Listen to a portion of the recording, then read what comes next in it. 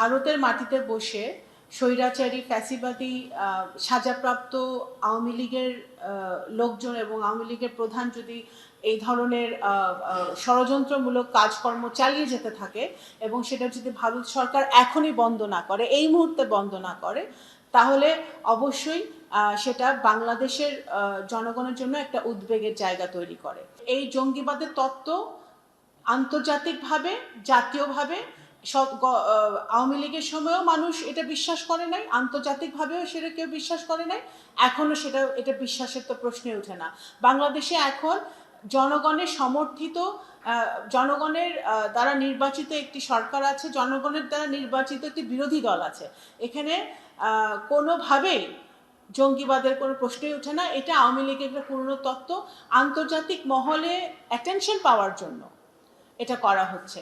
এবং মানবাধিকার, এখন যখন আওয়ামী লীগের মুখে গণতন্ত্র শুনতে হয়, আওয়ামী লীগের মুখে মানবাধিকার শুনতে হয়, তখন এটা অত্যন্ত হাস্যকর একটা ব্যাপার হয়ে দাঁড়ায় যে যখন চৌধুরী আলমকে গুম করেছিল, যখন ইলিয়াস আলীকে গুম করেছিল, যখন সুমনকে গুম করেছিল এবং তাদের মতো বহু লোককে গুম করেছিল, তখন মানবাধিকার কোথায় ছিল?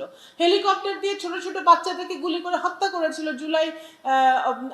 অগাস্ট মাসে, তখন মানবাধিকার কোথায় ছিল? তো সুতরাং এগুলো তো হাস্যকর ব্যাপার। তো এগুলো আমরা পরিষ্কারভাবে বলতে চাই যে বাংলাদেশের জনগণ দল, মত, ধর্ম, বর্ণ নির্বিশেষে ইউনাইটেড আছে।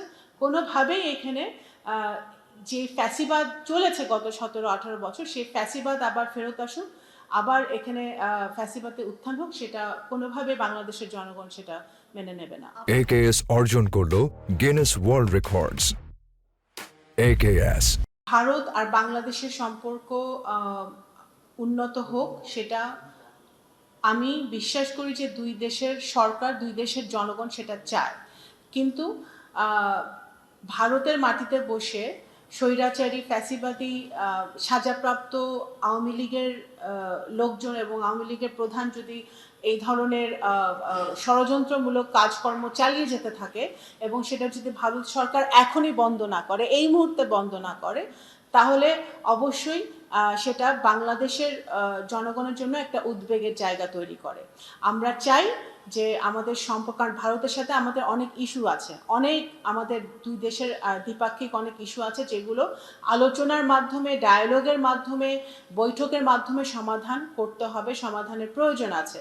সুতরাং অবশ্যই আমরা বসতে চাই, আমরা আলোচনা করতে চাই, এবং সেইটির সিদ্ধান্তটা ভারতকে এখন নিতে হবে যে তারা এই স্বৈরাচারী ফ্যাসিবাদী যারা সাজাপ্রাপ্ত, তাদের ভারতের মাটিতে তারা প্রথম কথা আশ্রয় নিয়ে আছে, এবং তারপরে সেই বক্তব্যগুলো এখনো তারা কন্টিনিউ করতে দিবে কিনা, অ্যালাউ করবে কিনা, সেই সিদ্ধান্তটা ভারতকে নিতে হবে। একটা গভর্নমেন্ট টু গভর্নমেন্ট রিলেশন তো বহুমাত্রিক হয়। এখন আমরা যদি খুনি হাসিনা বা তার দোসররা তো চাইবেই যে আমরা ওই জায়গায় আটকে থাকি।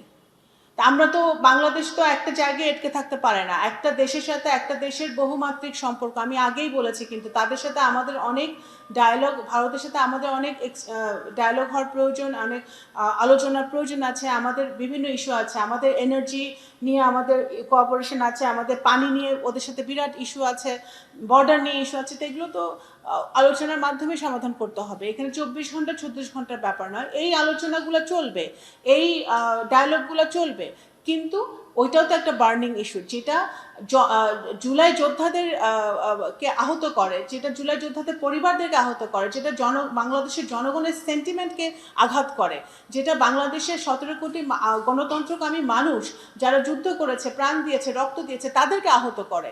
সেই জায়গাটায় ভারতকে আরও বেশি সংবেদনশীল হতে হবে, এবং they have to make a very intelligent decision what they want to do in the future. India is a democratic country.